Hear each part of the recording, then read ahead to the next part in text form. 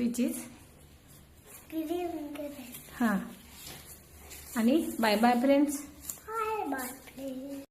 आल्या आल्या तस्मेने आज तुम्हाला तर सगळं म्हणून दाखवलं, पण आज टीचरला काही त्यांना काही स्कूलमध्ये म्हणून दाखवलं नाही, म्हणूनच मी त्याच्याकडनं परत घरात ते म्हणून घेतलं. कारण आपली उत्सुकता असते की आपल्या मुलानं केलं नाही याची खंत पण असते आणि आपल्या मुलानं करावं ही पण आपल्याला वाटत असताना आज काय उद्योग करून ठेवलाय बघा. सकाळी आम्ही तर रोटी मेकरमध्ये मी सकाळी आज कधी नाही ते पटकन म्हटलं होतील म्हणून रोटी करायला घेतली किंवा चपाती करायला घेतली आणि ते सगळं त्याला चिकटून बसलं. कारण थोडं तेल लावायचं असतं पण तेल मी लावलं नव्हतं. चला तर त्याला बघू आता काहीतरी दुसरं डोकं लावावं लागेल. आणि याने टिफिन संपवला नव्हता म्हणून मी त्याला आता टिफिन संपव म्हणून सांगितलं आणि मगच त्याच्या हातात ज्यूस दिला. तो पण त्यानं सांडून ठेवला. मग इकडे घेतलं काम आवरायला कारण आता गावाकडे जायची तयारी चालू आहे माझी.